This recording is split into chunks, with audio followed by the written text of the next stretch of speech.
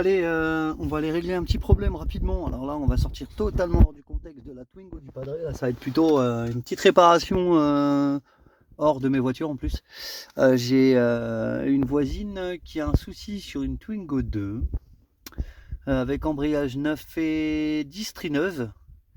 Donc vibration au niveau du levier de vitesse, accélération avec déflagration au niveau de la boîte à air. Visiblement quand le filtre à air a été fait, il y avait de l'huile qui était arrivée dans la boîte à air. Donc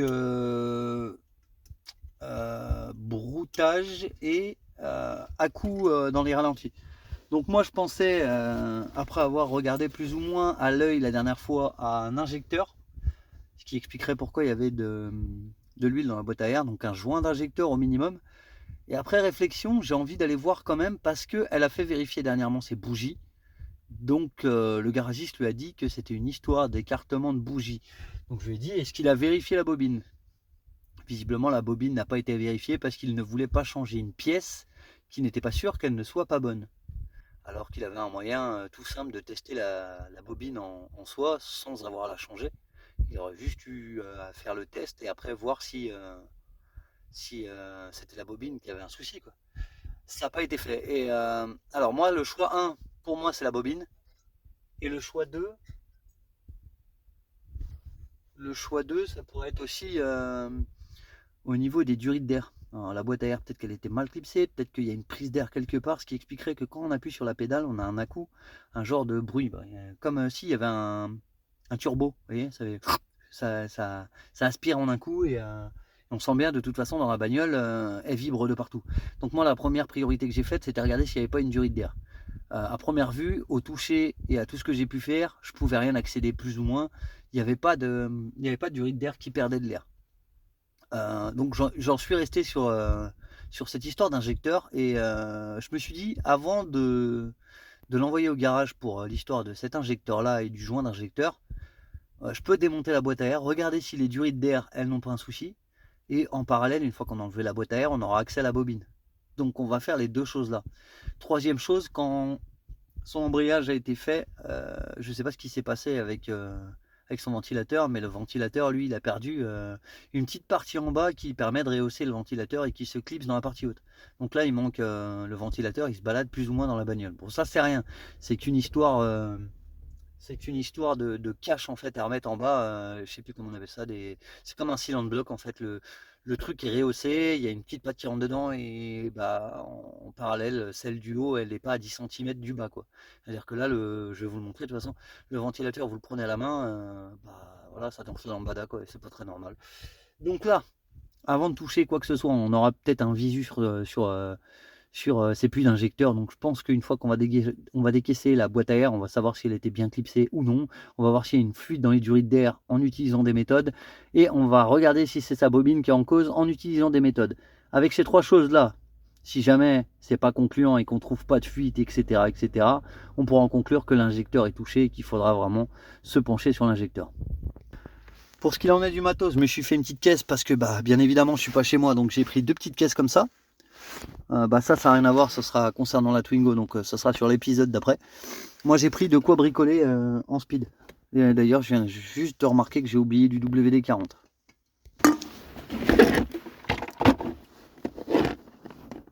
Hop.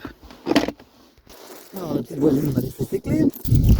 On va lui chercher la titine parce qu'en soi la petite Twingo, l'embrayage neuf, distrie neuve, j'ai envie de dire...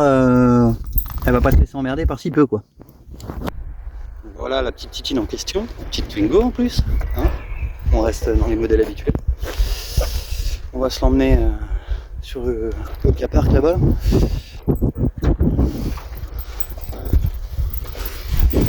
Allez, petite. On va se mettre ça il faut. Et on va aller voir qu'est-ce qu'elle nous fait. Donc déjà il faut la déplacer. Pour la déplacer, il faut l'allumer.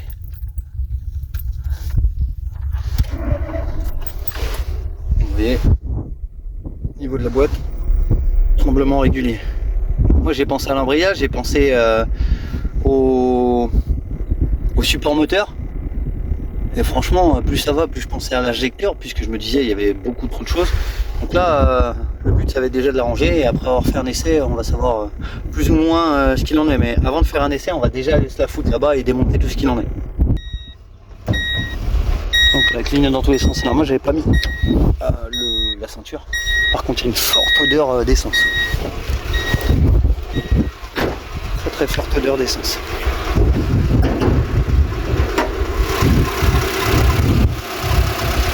On voit qu'il y a quelques tremblements, mais c'était pas aussi violent que le jour. La goulotte elle est où elle? Ah elle est là. Ok. Elle est pas comme sur la mienne.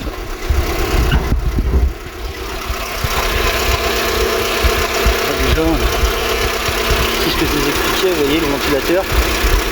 Ah, lui il doit pas se balader comme ça, et en bas, il y a une petite partie qui va être dans le silent block tout en bas, il n'est pas, et la partie là, elle devrait rentrer plus ou moins dans le haut qui est là. Donc là, ça déjà, ça va pas. Après, le ventilateur fonctionne, tout est nickel. Ce qui est ici, il y a quand même quelques à-coups, donc moi je pensais au support moteur. Le support moteur n'a pas l'air trop impacté, donc...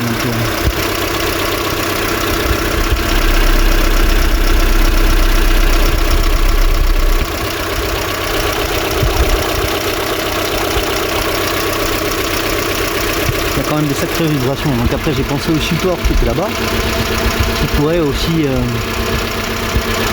ne pas être fixé comme il faut. Donc là, on va venir attaquer la petite boîte ici. Tac tac, il y a une vis là. Il y en a une à l'arrière.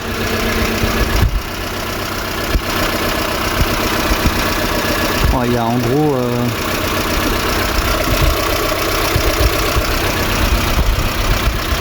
en gros 2 ou 3 vis. Il y en a une là, une à l'arrière. Donc ça on va faire ça dans quelques minutes.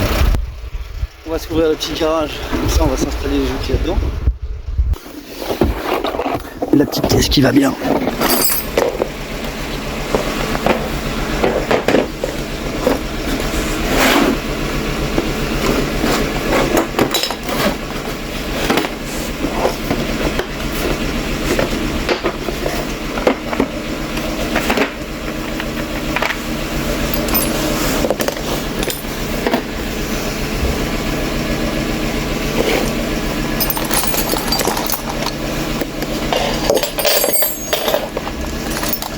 Une grande chance qu'on n'ait pas besoin de tout ça.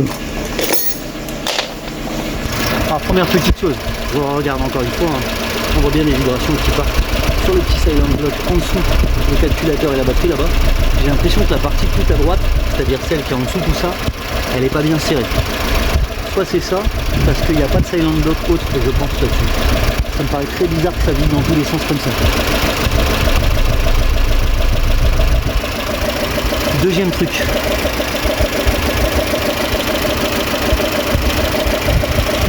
C'est qu'il faut que j'enlève ça. On va couper le moteur. Ça c'est un truc que j'avais pas vu, tiens. Qui pique.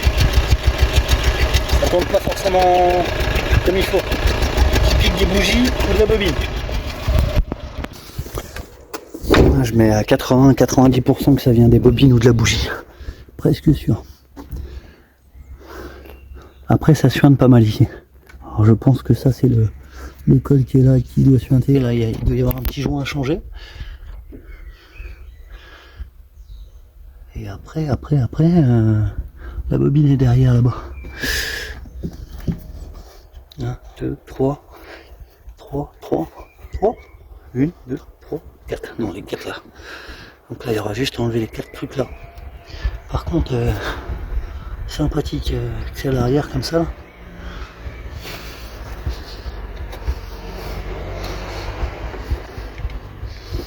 Donc en dessous le cache là on va avoir les bobines qu'il nous faut. C'est quoi ici? Hop. Tirer du petit torx. Petit torx. Petit torx, mais de quelle taille? Je ne sais pas vraiment lequel fera l'affaire. Torx ou étoile? J'aurais même dit... J'ai pas bien regardé, mais...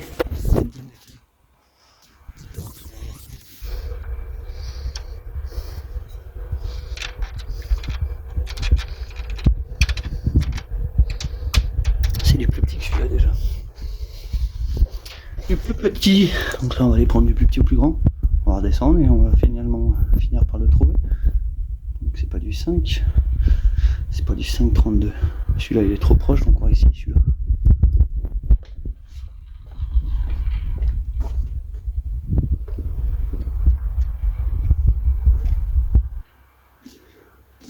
C'est pareil, au niveau de ces feux, d'avoir un souci au niveau des joints. Vous voyez, le joint là il est pincé. C'est là que tu rentres la flotte. Hop, et ça rentre dans les feux. Et ça, bah, contrôle technique, bye bye. Ouais. Ah non, c'est la douille là, voire celle de dessus. Faut le dire. Hein.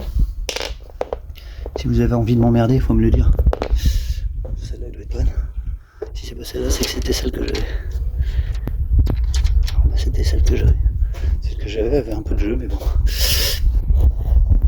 On va prendre ça.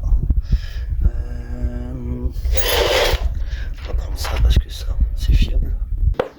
Hop, on va prendre. C'est cliqué. Si je pas de côté, ça va me permettre de cliquer ça comme je veux.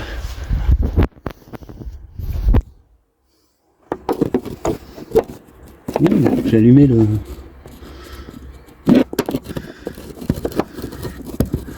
Bon, là, une petite bagnole qui est pas mal pour poser. Aller trop vite, j'ai posé le truc et ça m'a éteint la vidéo. Tac. Donc là, 10 ici. Du bon côté. Vous voyez, il est au milieu.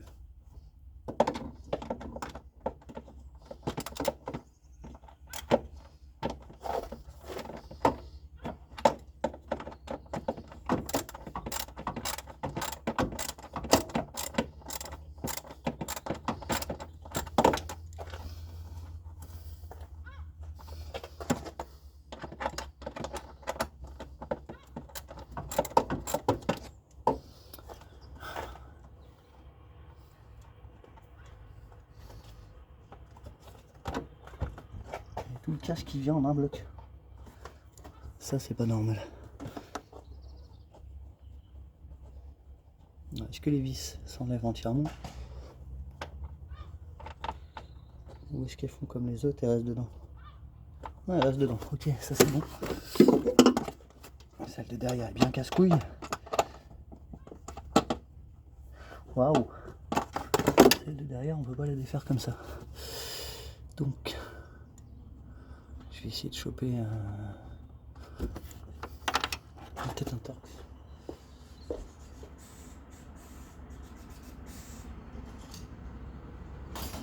Peut-être un petit torx comme ça, un petit modèle.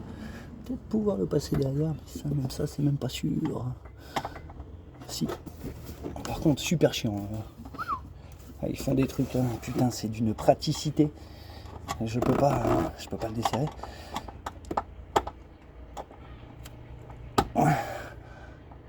Je suis en train de niquer le bracelet, pas bon. On va essayer.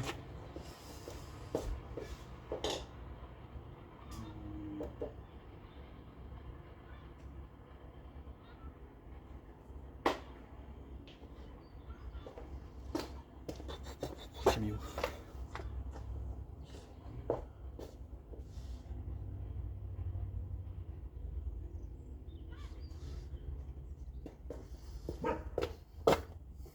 J'ai mieux cliqué.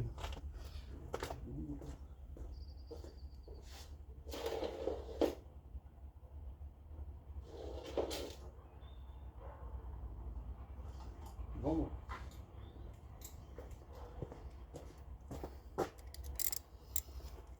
Il était devant moi. Je vais essayer avec un truc. Je suis même pas persuadé que ça le fasse. Non, ça le fait pas non plus.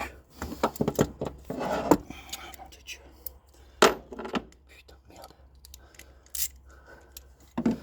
On va être obligé de le passer comme ça. Je sais pas par quel moyen. Mais...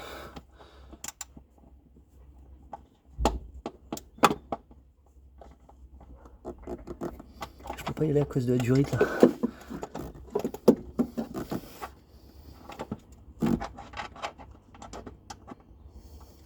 Mais par contre, c'est quoi ça? Pourquoi ça se lève tout à l'heure? Ça, je comprends pas. que la caisse se lève alors que normalement non, elle devrait pas. Je comprends pas aussi qu'ils mettent des vis à l'envers alors qu'on pourrait les mettre à l'endroit, ce serait beaucoup plus simple. Bande de cons.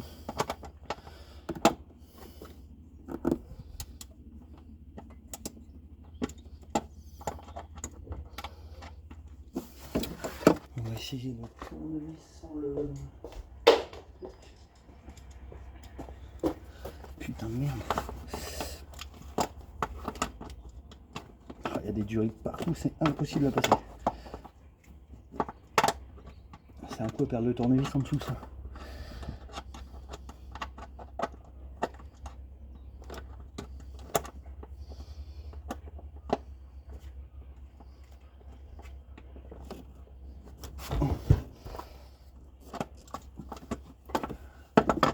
J'ai failli perdre le tournevis justement. Fait chier putain. Je le sens le truc là, il est juste là. Mais...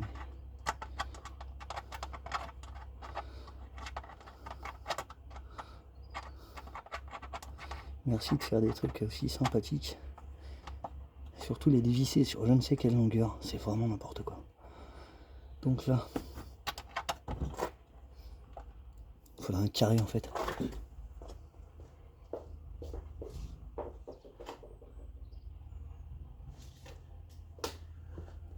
Je vais essayer avec ça.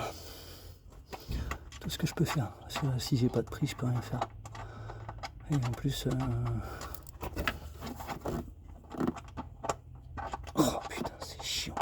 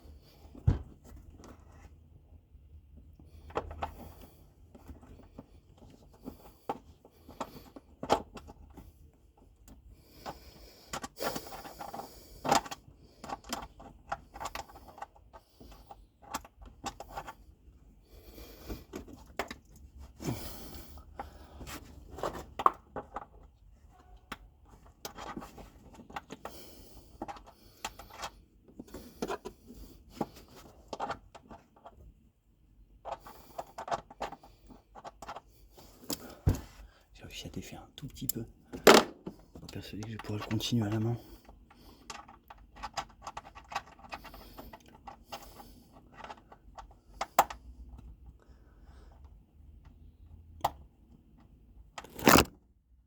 Merde. Il était trop serré, c'est un truc de barge. Chier.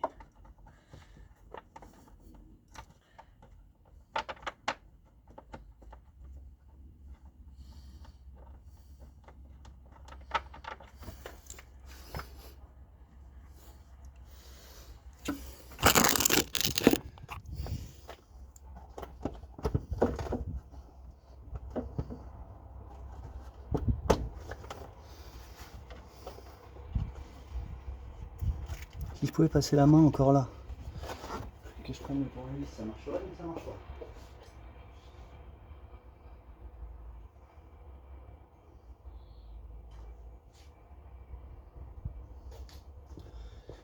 Il reste la méthode là. Est-ce que celle-là va fonctionner? Ça c'est pas sûr non plus. En passant la main derrière et en le bloquant. Il y a des durites partout. Là il faudra un demi-tournevis. Moi je serai tranquille. Je ne peux absolument pas accéder à derrière pour essayer de choper la vis qui est là. C'est un truc de fou.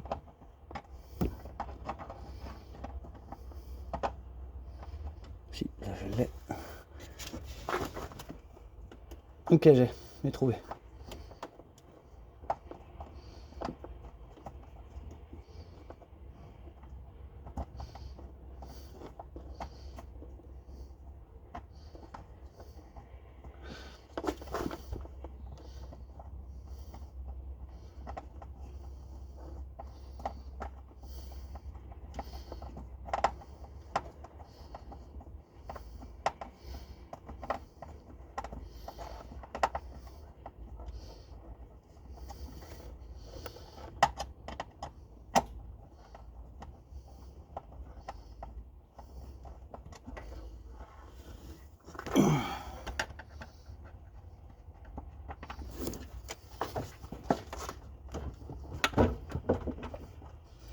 une autre.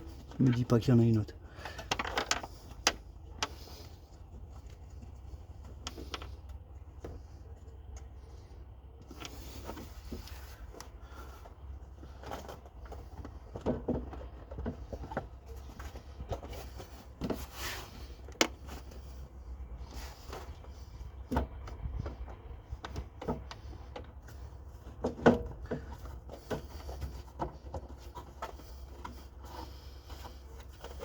Je vais être obligé de la démancher. Hein.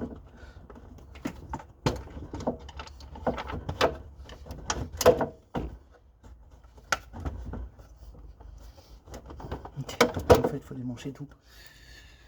Il faut démancher ça. Après, ça vient. Donc là, vu qu'on doit aller chercher les gosses, je vais y aller vite fait. Bon, alors je suis de retour. Les enfants ont été cherchés. Hop. Et alors, on va se démonter la durite qui est ici. Pour la démonter, je pense que c'est la petite clé qui est ici. On est en 4,5, 5. Et pourquoi tu choisis? Poussez-vous. Merci. Alors, une petite douille, C'est pas du 5. C'est peut-être du 5,5. Non, bah non, c'est beaucoup plus que ça. Qu'est-ce que je raconte? Pas du 8, ça. C'est pas du 8, c'est peut-être du 7. Les gars, je vous entends en arrière-plan et je vous ai demandé d'aller goûter. Merci. C'est du 7. Hop.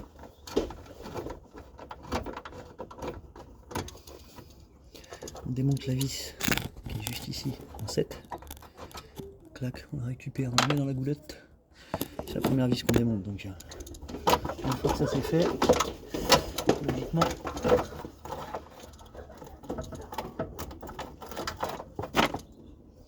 Ok, alors déjà là, ça c'est pas bon, ça c'est pété. Et là, il n'y a pas une partie qui se démonte là-dessus. Là. C'est du n'importe quoi.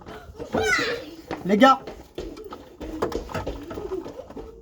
j'ai une prise d'air, le cache il est complètement pulvérisé. Alors, complètement pulvérisé. Ici, le manchon, normalement, on va pouvoir le sortir aussi. On va le sortir. Voilà. On a le manchon, on a le cache avec. Alors, le cache il est éclaté, frérot. Je sais pas comment ça se fait qu'il est autant éclaté que ça par contre.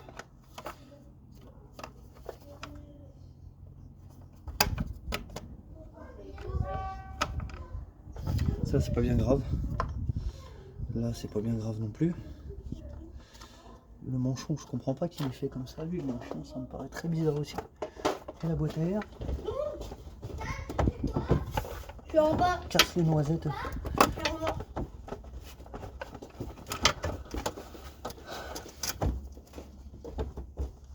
J'ai peut-être trouvé d'où venait le problème.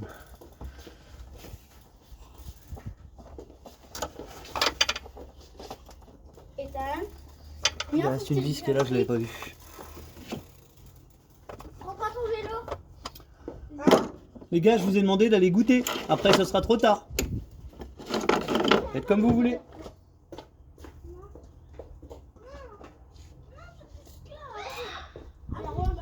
C'est pratique de voir les gamins qui braillent tout le temps là. J'avais pas vu qu'ici il restait une petite vis. On va la défaire. Alors ça c'est marrant parce que c'est pas le même calibre du tournevis que j'ai utilisé.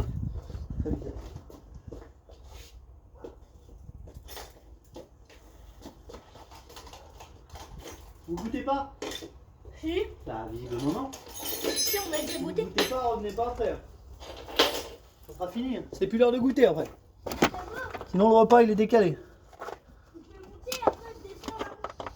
C'est bon. J'ai le bon. J'ai l'impression que la boîte quand je l'ai fait venir là, j'ai un souci au niveau de la tubulure. Ok, donc là c'est toute la partie filtre à air qui doit venir toute seule. C'est ça. Et en dessous, la durite c'est celle qui est tout au bout. Alors, qu'est-ce qui bloque encore ici là? Ok, petite vis là. Tournevis plat, on défait le collier.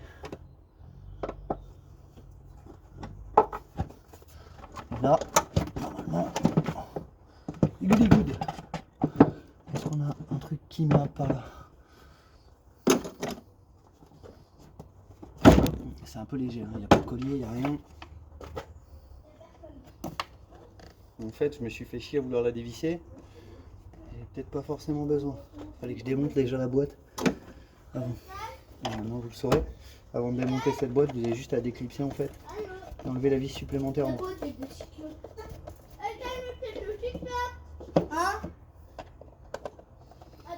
On défait la partie là et on a accès au filtre. Le filtre est propre. Mais moi j'ai dit Thiago le beau. La boîte à air est propre. Oh. Alors, boîte à air, il y a de l'huile dedans. Par quelle probabilité on peut avoir de l'huile là-dedans?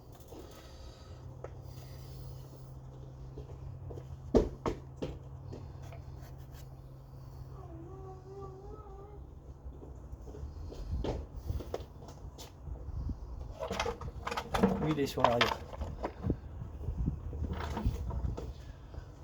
L'huile est sur l'arrière. Alors là, qu'est-ce qu'on a ici? Oui, des longues bobines. Très longues. On va pas raconter de la merde, mais ça c'est très crade. Ça va être propice au raté. Ah.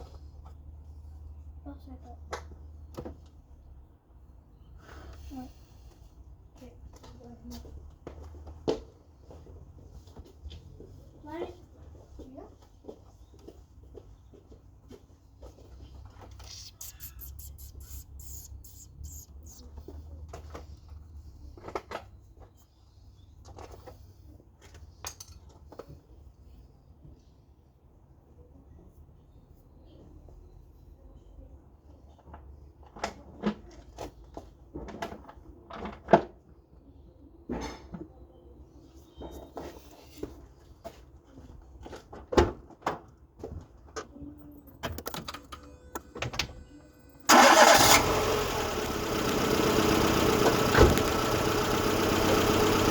Précis qu'on va savoir si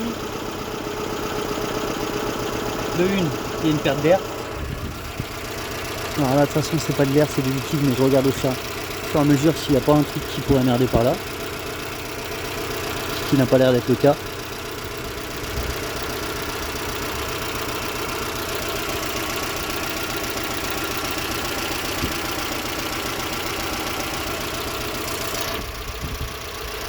Là la purge du liquide de refroidissement.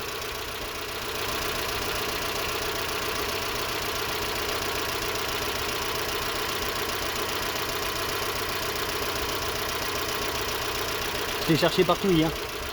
Elle est là. En fait c'est peut-être la purge moteur aussi. Parce que vu que le liquide a été vidé.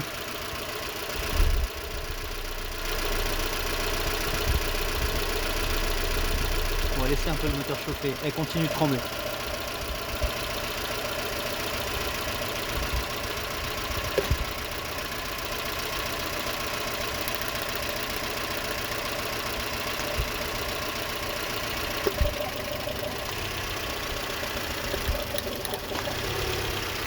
Il y a juste ça à faire. Ok, c'est la bobine du côté là. Bobine 4. Donc là on peut annuler tout le reste. C'est bien la bobine et c'est soit la bobine, soit le puits.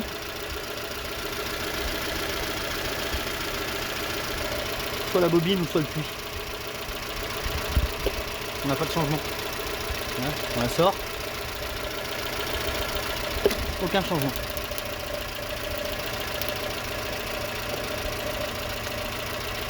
Et là, elle envoie quand même les étincelles.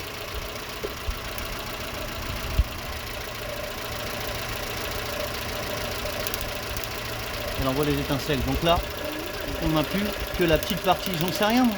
On n'a plus que les petites parties qui sont à l'intérieur. Donc là, ça concerne la bougie là. C'est soit la bougie, soit le puits, il y a une merde dedans.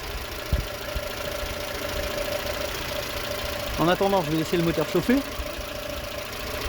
On va se faire une purge de refroidissement parce que je suis pas persuadé qu'elle ait été faite.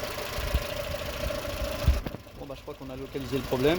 La bobine, quand je la touche sur le métal, elle fait ses étincelles. Donc là, on est soit en présence du puits bien dégueulasse et du coup ça marche pas, ou la bougie qui est morte. En parallèle, je vais continuer. Il n'est pas encore en pression, mais je vais continuer à le purger.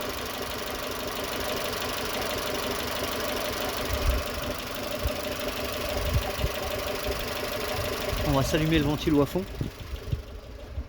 Quand vous purgez comme ça, vous mettez ventilateur à fond et vous purgez la vis qui mène au chauffage. Tout en surveillant le liquide. Lui il est en dessous du max.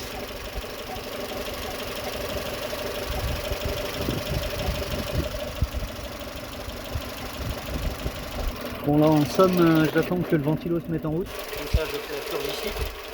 J'ouvre le chauffage à fond et je fais la purge là-bas. Faites exprès, il commence à flotter.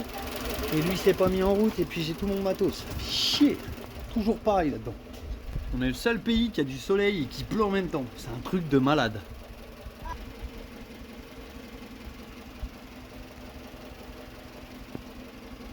Soleil remarquable. Pluie remarquable. Bon, on va voir le verdict dans quelques secondes. J'attends que le ventilo se mette en route. Je purge le chauffage. Ça, on s'assure que la purge a été faite dessus et qu'il n'y aura pas de surprise au niveau déjà de l'eau. Et après, je vais tester un truc avec les bobines. Au moins, on sera fixé définitivement. Je vais en profiter pour aller maintenant, vu qu'il flotte, pour aller maintenant mettre ça et le chauffage et ça. Ok, ça c'est fait. Ça, dès que le ventilo se met en route, on fait toutes les purges nécessaires et on sera tranquille. Chier qui flotte. J'attends toujours que le truc monte en pression. Alors si tu n'appuies pas sur la pédale, bien sûr, c'est plus long. Normalement, il devrait monter quand même tout seul. Tous. Mou, les mou, les mou, les mou. Waouh, la chaleur là-dedans. Ça veut dire que ça avait, je pense, été fait.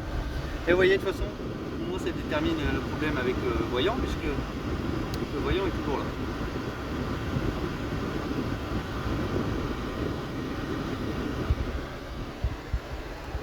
Tiens, ouais.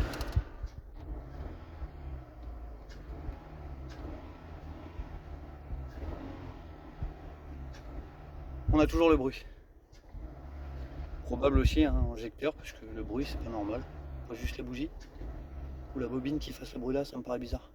Je vais essayer de la débrancher. Bon, j'ai pas essayé ça.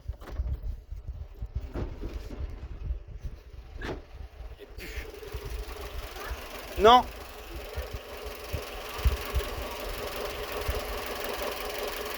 Oui, il pleut. Rentre dans la maison. Il n'y a pas de wesh ici là.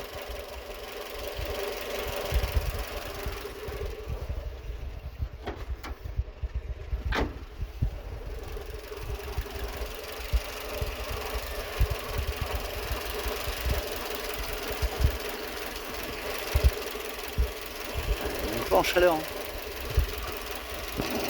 Ça, il va falloir retrouver les petits trucs qu'elle a en bas là.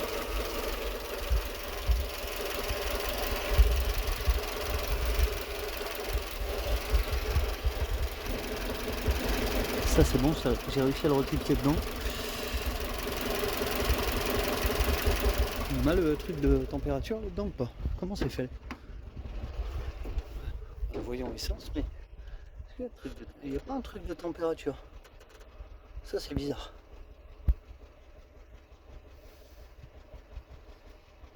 Non, il n'y a pas de voyant de température. Bon, bah, écoute. Ça aussi c'est très con. À force de tripoter, j'ai réussi à stabiliser le bordel. Maintenant, quand je la sors, elle tremble. Ça veut dire que là, elle tremble plus du tout là. On va voir à l'intérieur. Voilà, et au niveau du pommeau, bah, on n'a plus de tremblement. Donc là, on a localisé à 95% la panne. Vous voyez? Là, ça s'enlève. Et là ça va revenir parce que bah il détecte une merde, une crasse quelque part, donc c'est rien de dramatique. Là on n'a plus, et derrière vous allez voir, tourne rond. On n'a plus de coup. Donc là en gros, avant d'enlever la bobine, je vais quand même l'enlever, mais avant d'enlever la bobine, ce qui serait bien c'est un nettoyage de la bougie. Sauf que pour être vraiment certain que ça vienne de la bougie, là je peux plus le savoir même. Ce que je vais faire, je vais aller voir un voisin s'il n'a pas une petite clé, parce que moi j'ai une clé mais elle est chez moi. Je n'ai pas pensé à prendre une grosse clé à bougie. Donc je vais aller chez le voisin essayer de trouver. J'espère qu'il aura une petite clé à bougie pour que je puisse défaire la bougie, la nettoyer et nettoyer le puits en premier. Tout en testant les bobines. Je vais inverser les bobines, la 3 et la 4. Et je vais voir ce que ça donne. Bon alors, à voir s'il n'y a pas en plus de ça un peu d'air qui se fout.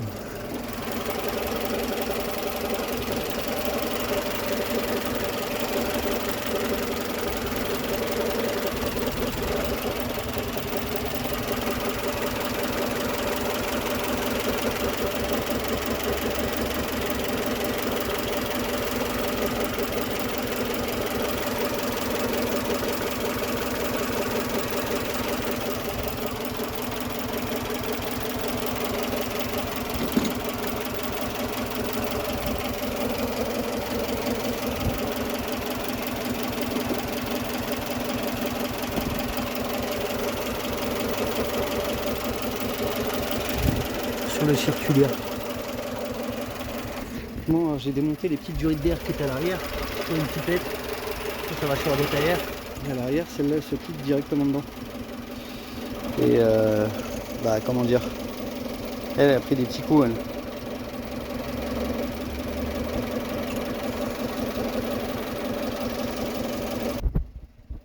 Deuxième petit truc, j'ai l'impression qu'il y a de la merde qui se glisse là-dedans aussi. Donc ce qui pourrait expliquer pourquoi ça arrive dans la boîte à air. Une espèce de fluide qui sort.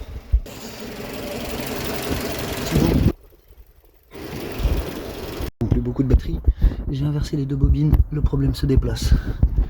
Donc c'est le fil de bobine là que j'ai remis à sa place et qui pose problème. Donc on va le nettoyer au niveau de la rouille. Regardez si les pattes elles sont pas problématiques. Voilà, papa il débarre la voiture et il est en train de réparer une voiture qui n'y est pas. Ce n'est pas la sienne, sa voiture. C'est pas sa voiture, mais c'est elle. Et... c'est au voisin. Bah, c'est au voisin. Bah, c'est au voisin là.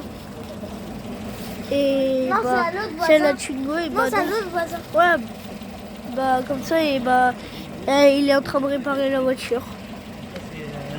Et bah, qu'est-ce que je peux vous dire de d'autre? Parce que j'ai entendu.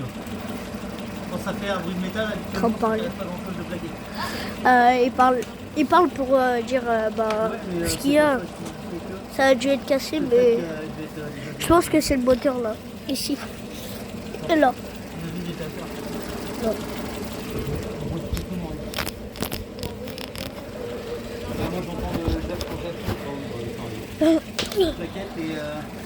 Et là, bah. Voilà. Pour moi, là, elle est nickel.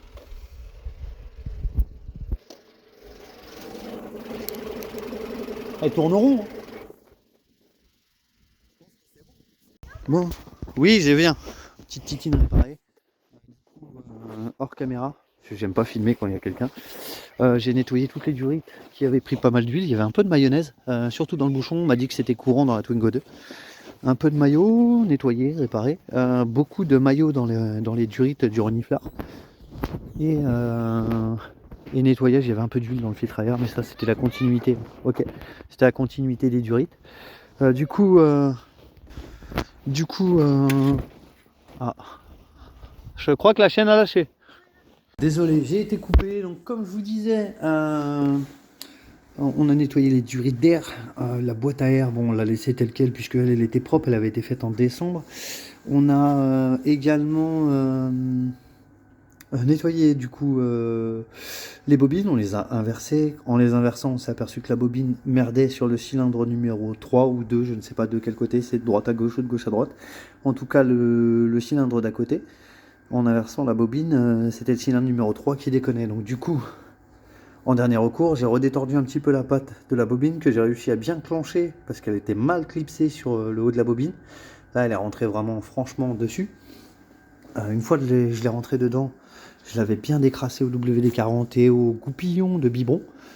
On a sorti pas mal de crasse dedans, bien asséché, et une fois qu'on l'a remis, on a remis tranquillement la petite boîte à air qui était elle aussi mal remise à la base.